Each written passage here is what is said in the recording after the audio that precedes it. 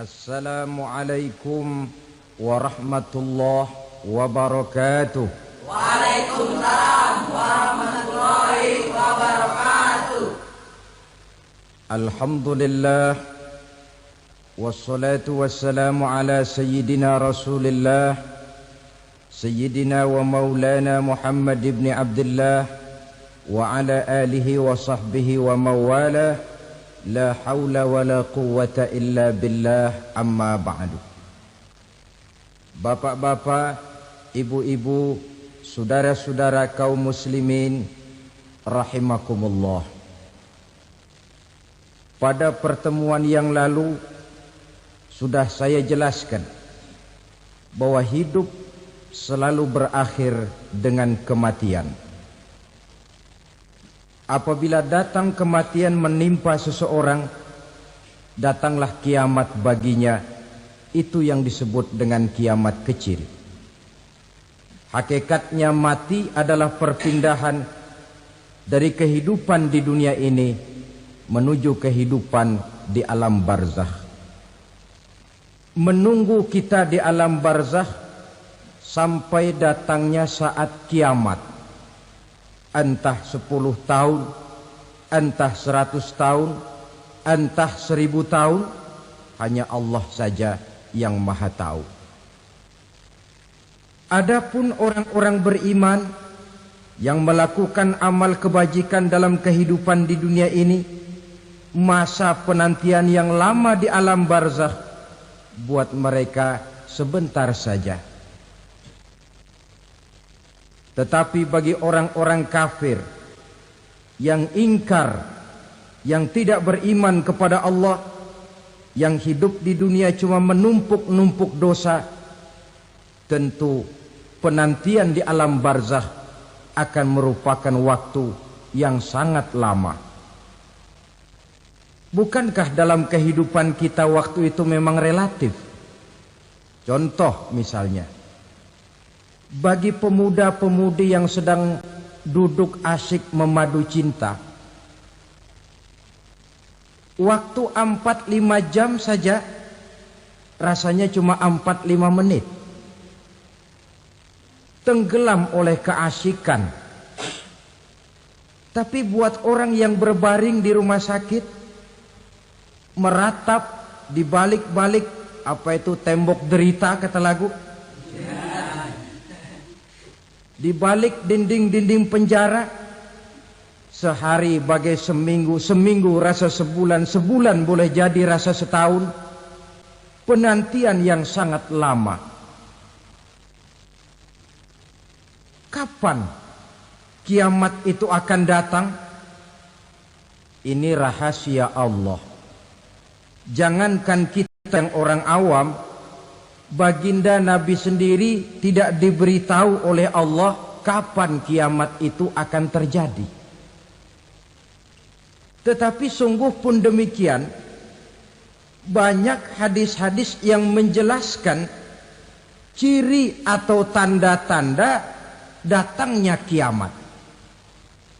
Nah, kalau sudah bicara soal tanda kiamat itu ada 2. Pertama yang disebut alamatus sughra, tanda-tanda kecil. Ini waktunya masih ada tenggang. Ada yang dinamakan alamatul kubra, tanda-tanda besar. Artinya kiamat sudah diambang pintu. Apa tanda-tanda kecil dari datangnya hari kiamat itu? Misalnya kata Nabi, apabila ilmu sudah diangkat oleh Allah. Artinya apabila ulama sudah banyak wafat, minat orang belajar agama berkurang, lalu kebodohan nampak merajalela di mana-mana, zina dikerjakan secara terbuka, minuman-minuman keras jadi kebanggaan, itu termasuk di antara tanda-tanda kecil terjadinya hari kiamat. Apalagi misalnya iza waladatil ammatu rabbataha, apabila budak sudah melahirkan tuan. Apa maksudnya? Ada yang mentafsirkan apabila anak sudah bisa membudaki orang tuanya. Orang tua yang melahirkan dia, yang membesarkan dia, demi setelah si anak besar jadi orang berpangkat, bertitel, berharta, berkedudukan, jadilah orang tua itu budaknya. Sehingga sering dibilang kalau orang tua kaya, anak jadi raja. Tapi kalau anak yang kaya, orang tua sering jadi budak. Apalagi munculnya fitnah yang bergelombang, timbul perang antara dua bangsa yang besar, waktu berjalan terasa sangat pendek sekali. Itu merupakan tanda di antara tanda-tanda kiamat. Termasuk di dalamnya sulit membedakan mana laki, mana perempuan. Kan kalau tanda-tanda kayak begini sekarang sudah banyak kita lihat kan. Ulama banyak wafat, penggantinya sulit. Zina dikerjakan berterang-terangan, minuman keras jadi kebanggaan. Banyak anak membudaki orang tuanya, sulit membedakan mana laki mana perempuan. Kadang-kadang dari belakang kita lihat perempuan bener, begitu kita colek nengok jenggotan.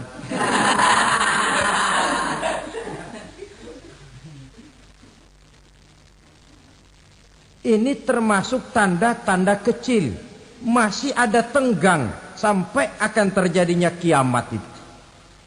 Nah, yang dimaksud dengan tanda-tanda besar, ini tanda besar artinya kiamat sudah di ambang pintu.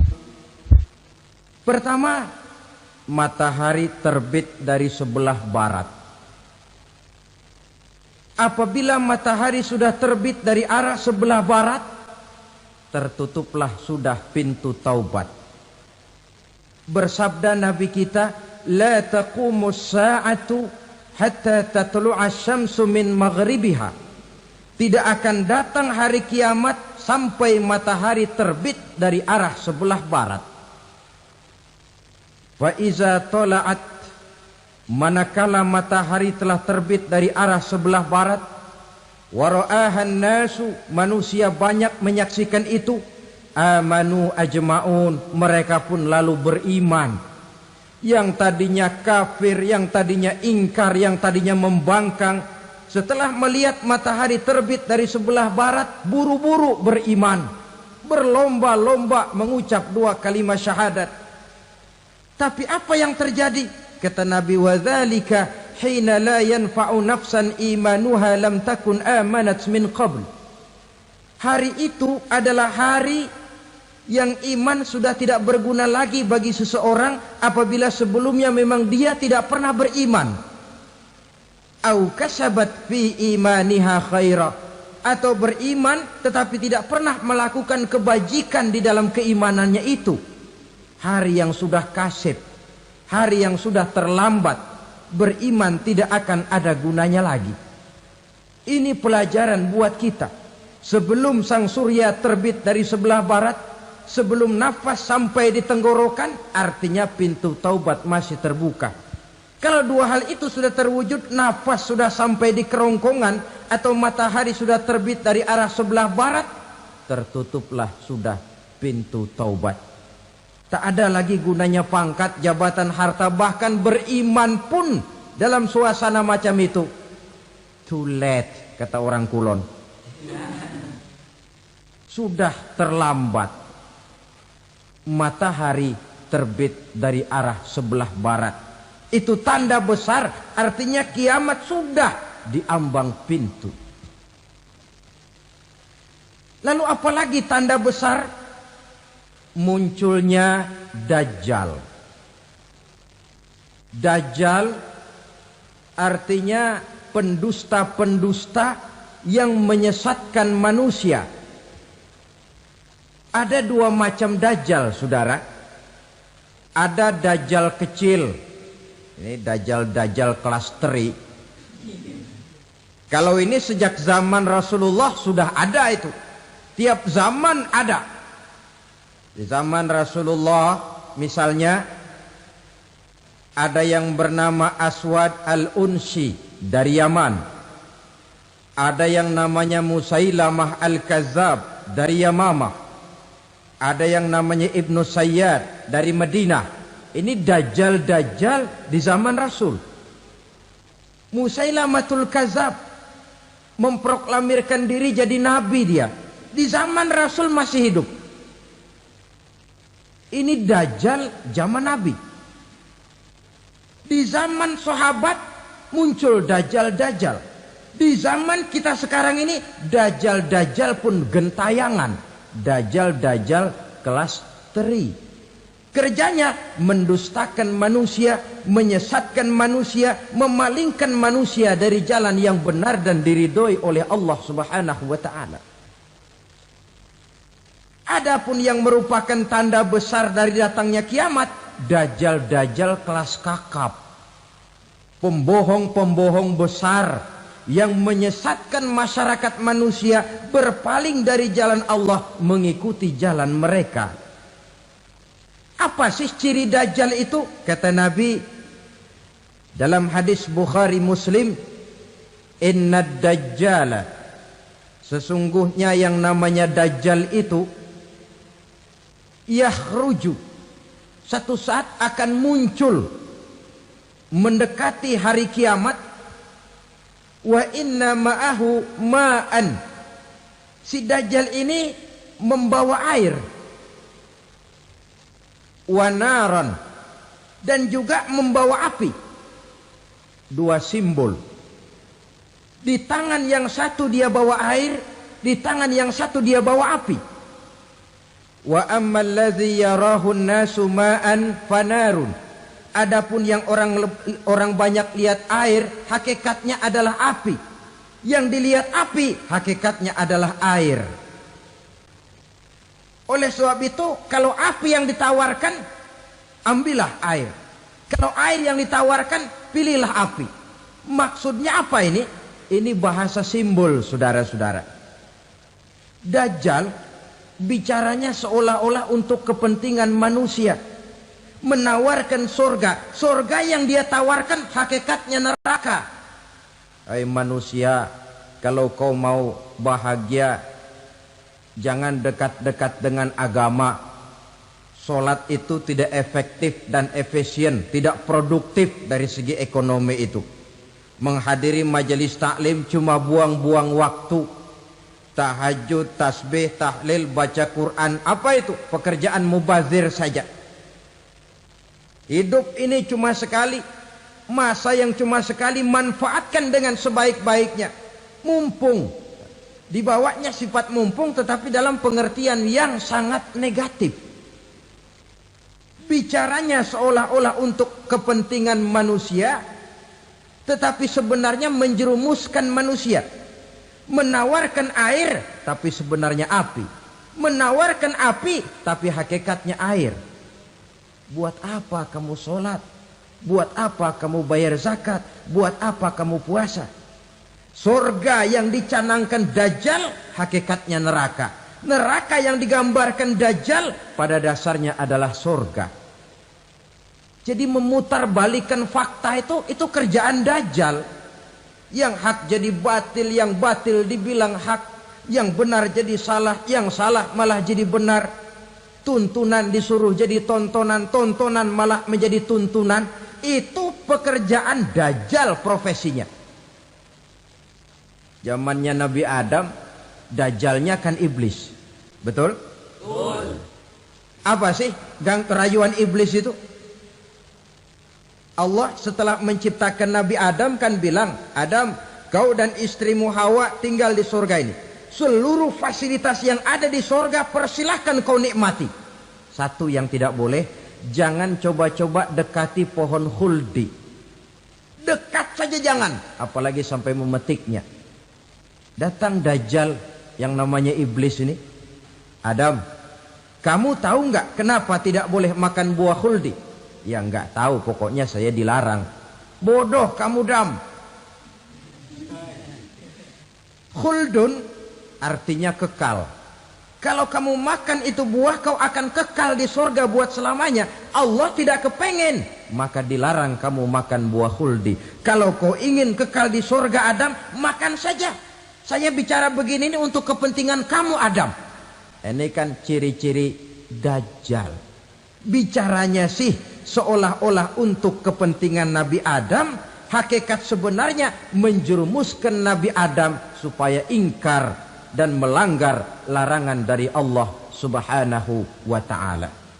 Jadi setelah muncul Dajjal, timbul kekacauan-kekacauan di masyarakat. Banyak yang terpengaruh, terpedaya dan terpesona.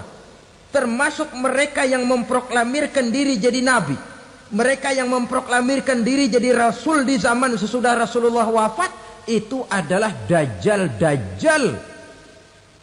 Maka saya ingatkan, kalau di zaman kita sekarang ini ada orang ngaku jadi nabi, ada orang ngaku jadi rasul, biar bahasa Arabnya kental, Quran hafal, hadis ribuan hadis hafal, biar pakai serban sampai menyengser ke tanah, bahasa Arabnya fasih, tapi dia mengaku jadi nabi, jadi rasul, kita umat Islam wajib tidak percaya. Wajib untuk tidak percaya. Itulah Dajjal-Dajjal zaman kita sekarang ini. Tidak mustahil mereka datang mempengaruhi orang awam supaya berpaling dari Rasulullah, mengikuti mereka. Nah, di akhir zaman nanti, mendekati hari kiamat, Dajjal ini muncul. Dajjal kelas kakap, menyesatkan masyarakat manusia untuk berpaling dari Islam, mengikuti seruan mereka. Apalagi di antara datangnya kiamat itu, tanda yang besar itu, turunnya Nabiullah Isa Al-Masih, putra Maryam. Menurut berbagai hadis yang sahih, Nabi Isa Al-Masih nanti akan turun lagi. Tidak membawa risalah yang baru, tapi meluruskan risalah Islam ini yang telah banyak ditinggalkan oleh masyarakat. Bahkan ada hadis menjelaskan beliau akan membunuh Nabi, mematahkan kayu-kayu salib, lalu melaksanakan haji dan umrah mengikuti syariat Nabi Muhammad, bukan membawa agama baru.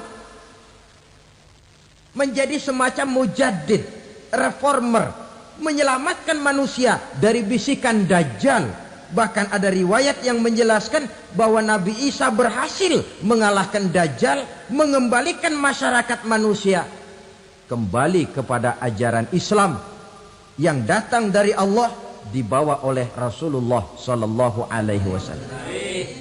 Dengan kata lain, turunnya Nabi Isa bukan sebagai nabi dan rasul baru, tetapi mengikuti syariat Nabi kita Muhammad sallallahu alaihi wasallam. Saudara hadirin, ibu-ibu hadirat yang saya hormati, kemudian apalagi di antara tanda-tanda besar akan datangnya kiamat itu? Keluarnya asap atau awan. Kata Nabi, inna min asratis sa'ah dukhanan yamla'u ma bainal masyriqi wal maghrib. Di antara tanda-tanda kiamat, munculnya awan antara langit dan bumi. Ini pun diperkuat dalam surah Ad-Dukhan ayat 10.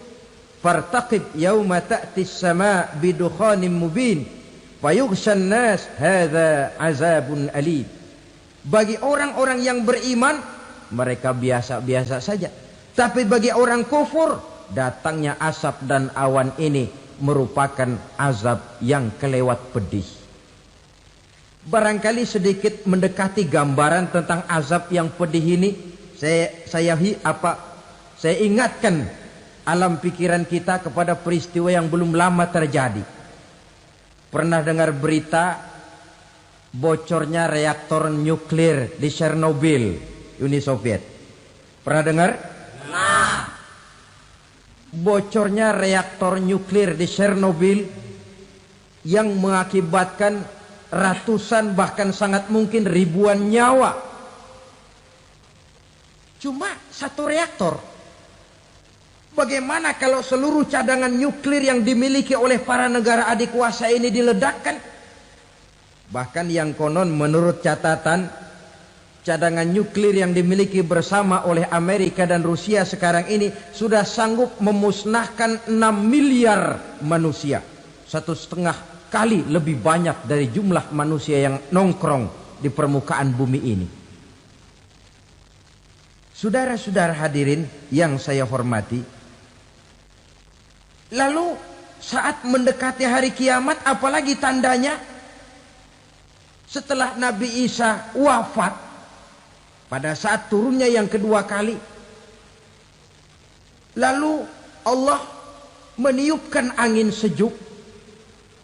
Semua orang-orang beriman, orang-orang baik wafat, sehingga penghuni bumi ini cuma tinggal lagi terdiri dari orang-orang kafir.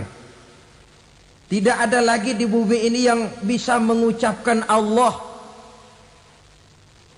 Sehingga dalam hadis qudsi itu ada keterangan, Innallaha azza wa jalla yaqulu li Israfil. Allah pernah pesan kepada malaikat Israfil. Kata Allah, Israfil, Iza sami'ta qailan yaqul Allah, Allah, fa akhirin nafah 40 sanatan ikraman liqailiha. Hai Israfil, apabila kau dengar di permukaan bumi masih banyak orang yang mengucapkan Allah, Allah, maka tunda sangkakala kiamat itu 40 tahun. Untuk apa? Ikraman liqailiha, menghormati orang yang mengucapkan Allah, Allah itu. Wah, jadi karena sekarang masih banyak yang mengucapkan Allah, besar hatilah kita, masih jauh kiamat itu. Tapi jangan lupa, kiamat pribadi, kiamat kecil itu yang nggak kita sangka-sangka. Ajal datang mencabut nyawa, itu kiamat pribadi. Dan itu yang pasti kita hadapi. Dan itu yang membuat kita tidak boleh bersikap main-main di dalam kehidupan sekarang ini. Saudara hadirin yang saya hormati, tidak ada lagi orang-orang muslim. Seluruh penduduk dunia ini kafir. Lalu terciptalah struktur sosial yang berlandaskan prinsip hidup semau gue. Bakal terjadilah prinsip di mana yang kaya menyantap yang miskin, yang kuat menindas yang lemah. Hidup sudah bagaikan di rimba belantara. Berlaku hukum rimba, siapa yang kuat dia yang menang, siapa yang lemah menjadi mangsa. Timbul kekacauan, maksiat merajalela, munkarat menjadi-jadi. Sehingga isi bumi ini penuh dengan segala macam perbuatan dosa. Tidak ada perlunya lagi alam diperpanjang temponya. Datang saat yang sudah dijanjikan oleh Allah Azza wa Jalla. Maka terjadilah yang disebut kiamat kubra. Kiamat besar, kiamat ancur-ancuran. Bagaimana kejadian ini dimulai? Dalam surah Az-Zumar ayat 68, Allah subhanahu wa ta'ala berfirman, wa nufikha fis suri fasa'iqa man fis samawati wa man fil ardi illa man sya'allahu. Maka manakala ditiuplah sangkakala, terkejutlah seluruh yang ada di langit dan seluruh yang ada di bumi. Bila saat kiamat datang, Allah perintah malaikat Israfil, Israfil, tiup sangkakalamu. Ditiuplah sangkakala oleh malaikat Israfil. Yang akibat daripada tiupan itu, seluruh yang ada di langit, seluruh yang ada di permukaan bumi terkejut. Yang ada di langit siapa? Malaikat kan. Bayangin aja kalau malaikat kaget, apalagi kita. Terkejut seluruh makhluk yang ada di bumi, yang ada di langit mendengar suara sangkakala itu. Bunyinya tidak sanggup kita bayangkan dahsyatnya. Ledakan nuklir, ledakan neutron, belum apa-apa ketimbang bunyi sangkakala malaikat Israfil ini. Nah, lalu mendengar bunyi sangkakala ini, Gemparlah makhluk, kacaulah alam. Bumi gempa, planet-planet bertabrakan, gunung meletus, air laut tumpah ke darat, angin topan bertiup, halilintar menyambar. Lalu semua yang bernama hidup mati total. Mati bareng tanpa persiapan. La haula wala quwata illa billah. Saya kadang-kadang dalam tafakur bermohon, ya Allah, mudah-mudahan saya enggak nemuin kiamat beneran. Ngeri. Tidak bisa kita bayangkan macam apa suasana seperti itu. Allah saja banyak memberikan gambaran, misalnya Al-Qari'ah, wa mal qari'ah, wa ma adraka mal qari'ah.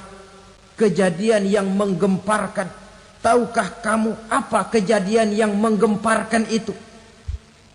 Yauma yakunun nasu kal farasil mabsus wa takunul jibalu kal ihnil manfus.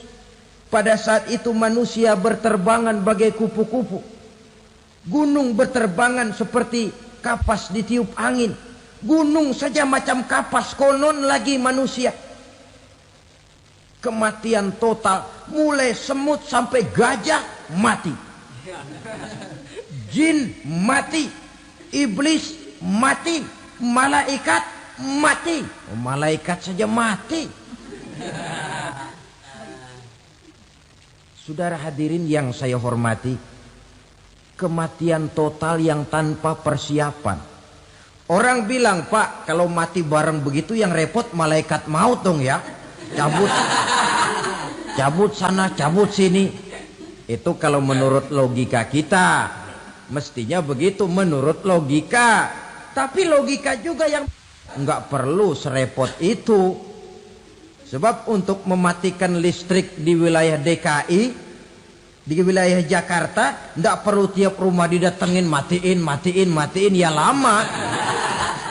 Cukup dari kantor pusatnya saja PLN tekan satu tombol, gelaplah seluruh Jakarta. Saudara hadirin yang saya hormati, kematian total. Lalu setelah kematian total, planet-planet juga mati, dalam arti tidak bergerak dan beredar. Angin mati, dalam arti tidak bertiup. Air mati, dalam arti tidak ada riak gelombang. Pokoknya semua mati. Kullu nafsin za'iqatul maut. Semua yang bernafas mati. Dalam ayat lain, kullu man 'alaiha fan. Semua yang ada di permukaan bumi fana. Yang kekal cuma Allah Subhanahu wa ta'ala. Yang paling belakang mati, malaikat maut dan malaikat Israfil. Tapi mati juga sesuai dengan janji Allah. 40 lamanya. Tidak dijelaskan oleh Abi Hurairah 40 jam, apa 40 hari, apa 40 tahun. Hadis-hadis cuma menyebutkan 40 saja. Sunyi alam. Yang tinggal cuma Allah saja lagi.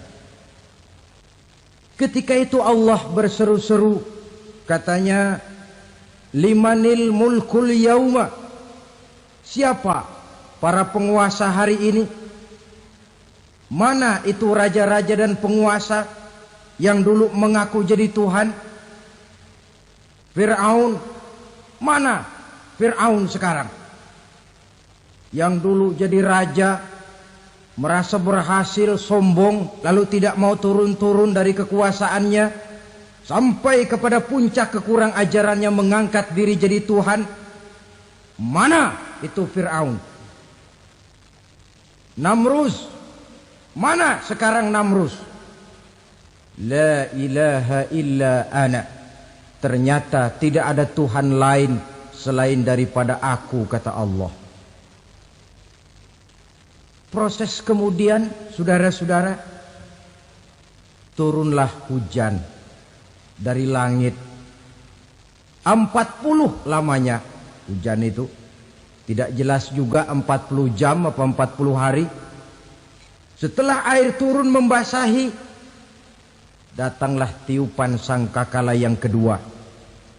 Semua yang bernama mati bangkit dari kuburnya masing-masing. Ini yang disebut Yaumul Ba'thi, hari kebangkitan. Allahu Akbar. Pada saat kita bangkit dari kubur kita masing-masing, kumpul di padang mahsyar namanya. Bayangin aja, saya sendiri nggak sanggup bayangin. Manusia sejak zaman Adam sampai zaman kiamat kumpul bareng di tempat sama. Berapa banyaknya itu?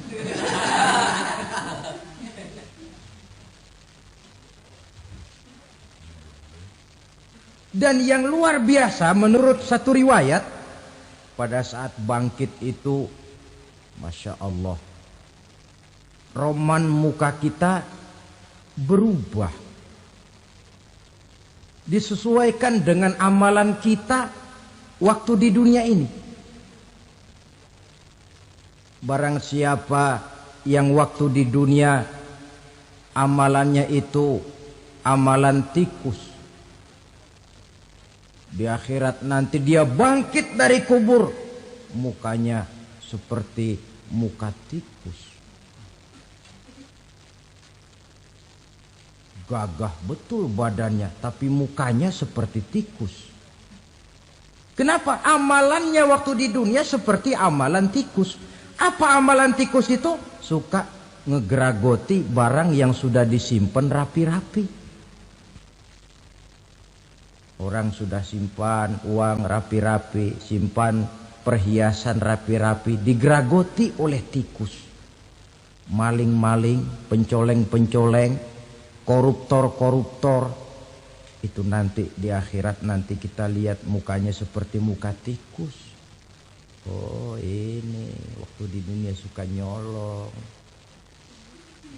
hanya seperti muka tikus. Barang siapa yang waktu di dunia ini amalannya itu amalan macan, dia akan bangkit nanti mukanya seperti muka macan. Apa amalan macan? Macan itu amalannya menang-menangan. Orang yang mau menang saja nggak mau mengalah.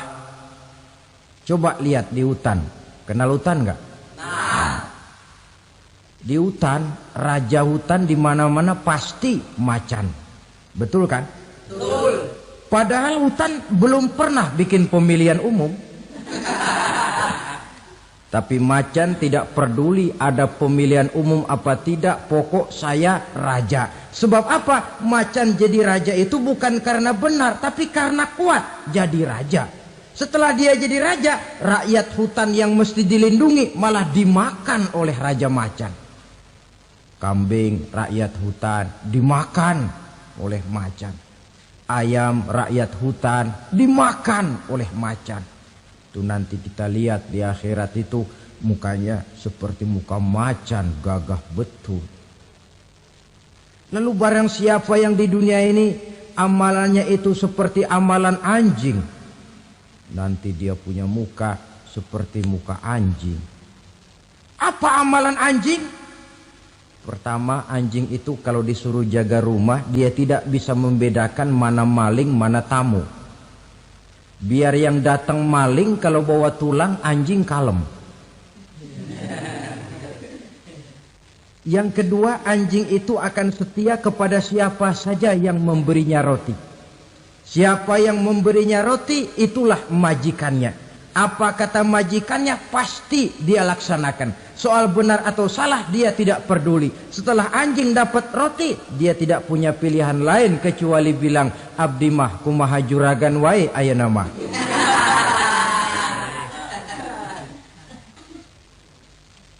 Saudara hadirin yang saya hormati,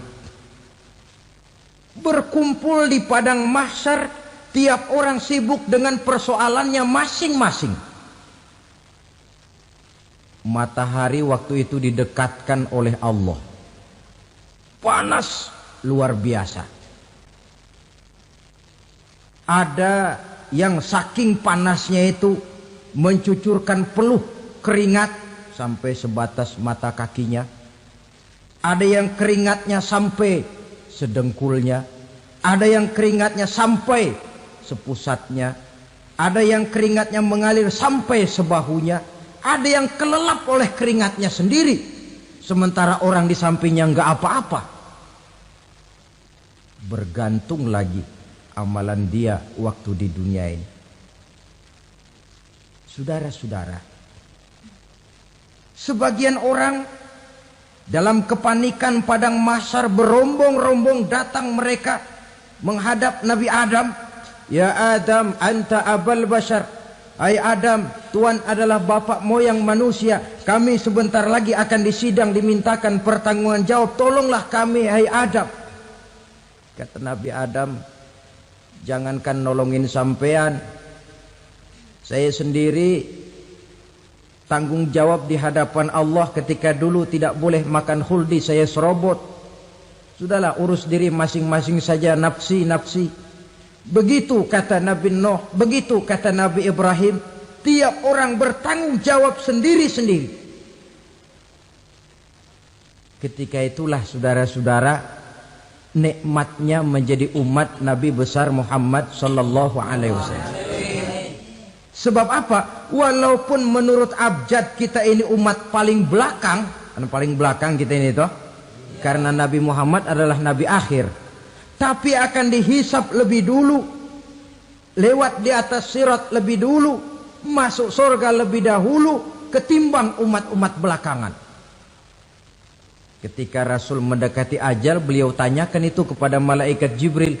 Malaikat Jibril berkata, Muhammad jangan khawatir, Allah sudah berjanji, inni haramtul jannata ala sairil anbiya hatta tadkhulaha anta wa haramtuha ala sairil umami hatta tadkhulaha ummatuka. Surga aku haramkan buat seluruh nabi kecuali kalau engkau Muhammad sudah masuk ke dalamnya, dan surga aku haramkan buat seluruh umat kecuali kalau umatmu Muhammad sudah masuk ke dalamnya. Logikanya, walaupun menurut abjad kita umat paling belakang, bakal dihisap paling dulu, lewat di atas sirat paling dulu, masuk surga paling dulu, kalau mampir ke neraka juga paling dulu. Ya resiko. Jangan mau enaknya aja paling dulu. Saudara hadirin yang saya hormati,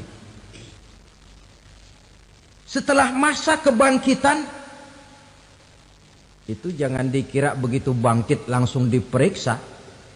Masih menanti ribuan tahun perhitungan padang mahsyar untuk sampai kepada proses yang disebut yaumul hisab, hari perhitungan. Seorang demi seorang bakal dipanggil. Bayangkan saja, kita se-RT saja di absen, kadang-kadang perlu waktu lama. Ini manusia sejak zaman Nabi Adam sampai datang hari kiamat, satu demi satu disidang di hadapan Qadhi Rabbul Jalil. Status sosial copot sudah waktu itu. Yang pernah jadi hartawan di situ tidak lagi kelihatan kehartawanannya. Yang pernah jadi jenderal tidak lagi dipanggil jenderalnya. Yang ustadz tidak lagi dipanggil al-mukarramnya. Seluruh status sosial selesai. Dipanggillah kita seorang demi seorang menghadap Qadhi Rabbul Jalil. Bagaimana proses penghisaban itu? Pertama, proses tanya jawab. Di antaranya ada hadis menyatakan, lan tazula qadama 'abdin yaumal qiyamah hatta yus'ala an arba'i khisalin.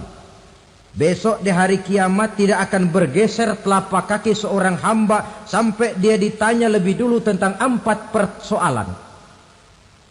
Tentang ilmunya. Kemana ilmu itu diamalkan? Tentang umurnya.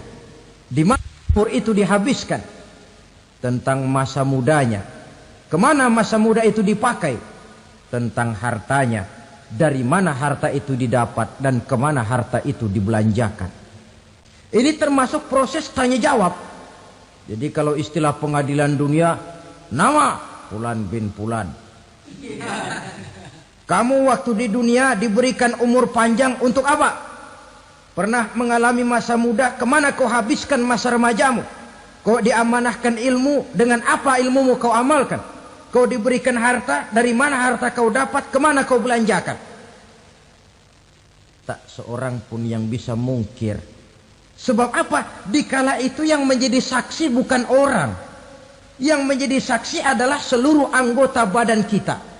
Tangan bicara, kaki jadi saksi terhadap seluruh amalan yang pernah kita kerjakan pada saat kehidupan di alam dunia ini. Selesai proses tanya jawab, lalu diperlihatkan buku catatan kita waktu hidup di dunia ini. Jangan lupa Allah itu menyiapkan 2 superkomputer kepada kita. Sebelah ditempelin sebelah kanan, yang sebelah tempelin di sebelah kiri. Komputer itu namanya Raqib dan Atid. 2 malaikat yang apabila baik kita lakukan, refleks saja akan menulis kebajikan kita. Jahat kita kerjakan, akan tertulis. Catatan itu nanti diperlihatkan kepada kita.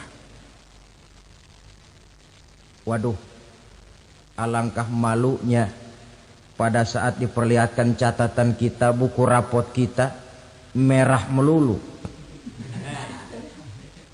Barangkali diperiksa sambil diomelin, brengsek lo. Buku merah melulu begini bagaimana waktu hidup di dunia? Tidak cukup diperlihatkan buku catatan kehidupan, rekaman kehidupan. Rekaman kehidupan kita secara utuh sejak terlahir sampai ajal datang merenggut nyawa. Barangkali mirip dengan video sekarang ini, di mana terekam dengan baik seluruh kegiatan kita sejak yang sekecil-kecilnya sampai kepada yang sebesar-besarnya. Untuk kemudian kita pun menerima balasan. In khairan fa khairun wa in syarran fa syarrun. Kalau baik ya baik balasannya, kalau jahat ya jahat juga balasannya. Catatan-catatan kita diberikan. Kalau banyak kebajikannya diberikan di tangan kanan dengan cara yang halus. Kalau banyak kejahatannya diberikan dari sebelah kiri atau dilempar dari belakang. Itulah sebabnya sejak di dunia ini kita sudah mohon kepada Allah. Ketika berwudu membasuh tangan kanan, apa kita bilang? Allahumma a'tini kitabi biyamini wa hasibni hisaban yasira. Ya Allah, berikan saya kitab di tangan kanan, dan kalau saya memang perlu dihisap, hisaplah saya yang seringan-ringannya. Tangan kiri berlindung kita kepada Allah, jangan sampai diberikan kitab di tangan kiri atau dari arah sebelah belakang. Wa a'udzubika an tu'tiya kitabi bishimali aw min wara'i zuhri, dari arah sebelah belakang. Na'udzubillah min dzalik. Setelah selesai lewat proses penghisaban, lewat mizan, timbangan, maka yang sudah selesai dihisab itu bergeraklah menuju sirat, jembatan yang terbentang menuju surga melalui neraka. Saudara-saudara, panjangnya perjalanan sirat itu memakan waktu ratusan tahun. Tetapi orang yang lewat di atas sirat pun macam-macam, bergantung amalannya ketika di dunia ini. Ada yang lewat di atas sirat itu kal barkil khatib, seperti kilat yang menyambar, lep, sudah sampai dia di surga. Cepat bukan main. Ada yang lewat di atas sirat itu seperti orang lari-lari. Ada yang lewat di atas sirat itu seperti orang jalan biasa.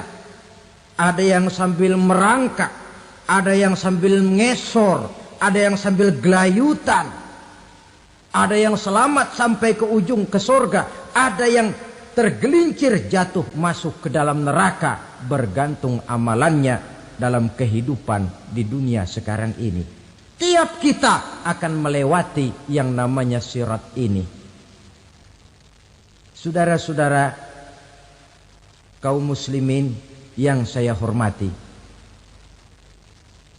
dengan demikian mereka yang selamat melalui sirat sampai ke terminal akhir surga, mereka yang ketika dihisab ternyata banyak kejahatannya daripada kebaikannya, mereka singgah di dalam neraka.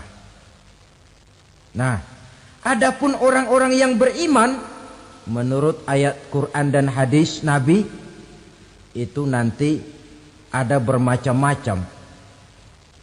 Ada orang beriman itu yang dimasukkan surga. Ada orang beriman itu yang dimasukkan ke dalam surga. Ada orang beriman itu yang disebut penduduk surga. Kenapa lain-lain, Pak? Karena waktu di dunia amalannya juga lain-lain. Ada orang beriman yang masuk surga. Ini paling murah tiketnya.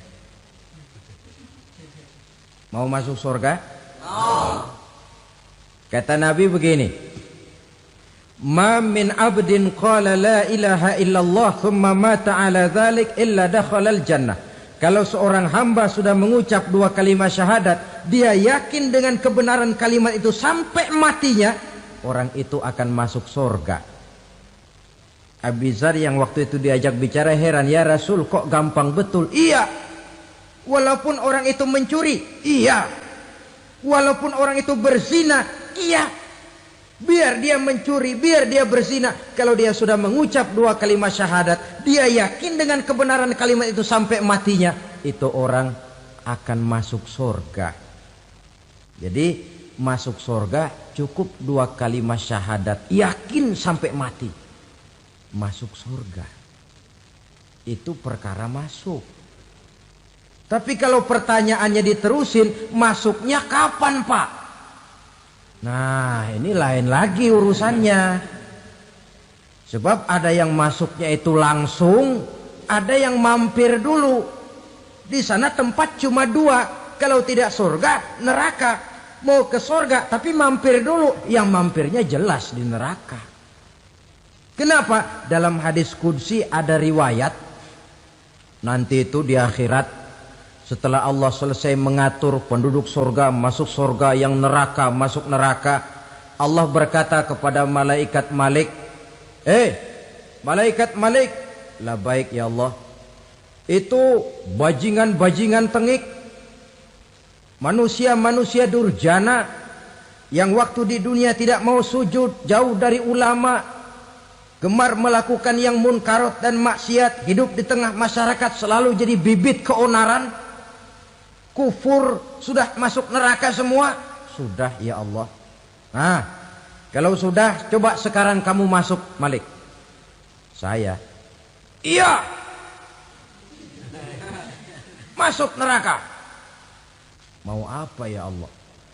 Kata Allah, akhriju minan nar man kana fi qalbihi misqala habbatin min khardalin min iman. Kau masuk neraka, cari di dalam neraka orang-orang yang ada imannya walaupun kecil sebesar biji zarah, angkat mereka keluar. Masuk malaikat Malik ke neraka, cari orang yang ada imannya, korek-korek. Ya repot, udah pada gosong. Yang ada imannya diangkat ke atas, yang ada imannya diangkat ke atas, lalu dimandikan di Nahrul Hayat, namanya sungai kehidupan di akhirat nanti. Cakep lagi rupanya, bersih lagi wajahnya, apel di hadapan Allah. Kata Allah, bagaimana mas? Kapok nggak sampean? Kapok ya Allah. Nah, kalau kapok, idhab fadkhulil jannah, pergi masuk surga sana. Berangkat mereka ke surga. ketemu sama teman-temannya yang udah sampai lebih dulu, yang nggak pakai mampir lagi. Terjadi dialog. Kata teman-temannya yang udah pada nyampe duluan, Mas, iya, emang baru sampai? Oh, saya baru sampai. Memang mampir di mana dulu, Mas? Kita sudah lama sampai di surga. Saudara buka surah Al-Muddatsir ayat 34-35. Masalakakum fis saqar? Kenapa kamu mampir di neraka Saqar? Qalu lam naku minal musallin. Mereka menjawab, kami mampir di neraka Saqar, Mas, gara-gara dulunya kami waktu di dunia ndak pernah sholat. Ndak pernah sholat? Ndak pernah. Kan rumahnya dekat masjid. Cuma dekat doang, Mas. Sholat mah enggak saya. Enggak pernah ngasih makan fakir miskin. Enggak pernah hadir di majelis taklim. Pendeknya enggak pernah melakukan kebajikan. Maka saya pun mampir di neraka Saqar. Untung betul saya punya iman, Mas, sedikit. Waktu hidup di dunia dulu saya pernah mengucap 2 kalimat syahadat. Sekali-kalinya waktu mau kawin. Masya Allah. Untung saja kawin. Kalau nggak kawin polos.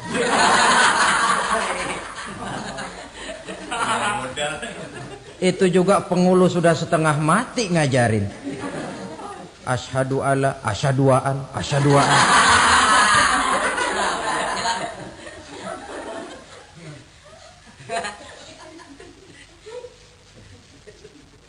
Ini namanya masuk surga, ada mampir dulu.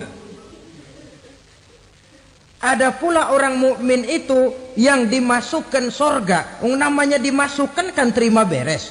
Saya masuk ke rumah, jalan sendiri, cari tempat sendiri. Saya dimasukkan ke dalam rumah, terima beres, pokok ada di dalam, itu dimasukkan namanya. Nggak pakai mampir. Tapi tentu tiketnya lebih mahal ketimbang yang pertama tadi. Apa kata Allah? Innal ladzina amanu wa amilus solihat la ukaffiranna anhum sayyi'atihim wa la udkhilannahum jannah. Sesungguhnya orang-orang yang beriman kemudian beramal soleh, kami hapuskan segala dosa dan kesalahannya, kami masukkan mereka ke dalam surga. Lihat ayatnya. Allah yang memasukkan, kita yang dimasukkan. Tidak pakai transit, tidak usah mampir. Cuma tidak cukup syahadat, tidak cukup amanu, tapi diiringi dengan wa'amilus salih. Iman, amal. Tidak cukup syahadat, lalu dibuktikan dia sholat, dia zakat, puasa, lalu dia melakukan berbagai macam kebajikan. Ini yang menyebabkan dia tidak pakai mampir di tempat yang bernama Saqar. Lalu ada pula orang mukmin itu yang disebut penduduk sorga. Wah, ini sudah VIP ini. Ashabul jannah, penduduk sorga. Siapa mereka? Kata Allah, innal ladzina amanu summa istaqamu fala khaufun alaihim wala hum yahzanun ulaika ashabul jannah hum fiha khalidun. Sesungguhnya orang-orang yang beriman lalu istiqamah, tetap dalam melaksanakan perintah Allah, tidak goyah, tidak labil tapi stabil, istiqamah, mereka tidak takut dan tidak bersedih hati. Merekalah penduduk surga. Iman, istiqamah. Tidak punya duit, sembayang. Banyak duit, sembayang. Miskin, sembayang. Kaya, tetap sembahyang. Istiqomah. Kadang orang kalau susah rajin ke masjid, banyak duitnya ngelihat masjid melengos. Waktu miskin hamba Allah, setelah kaya jadi hamba harta. Bergeser, tidak ada nilai istiqomahnya. Saudara-saudara, dengan begitu penduduk neraka itu dua. Ada penduduk permanen, ada penduduk yang semi permanen.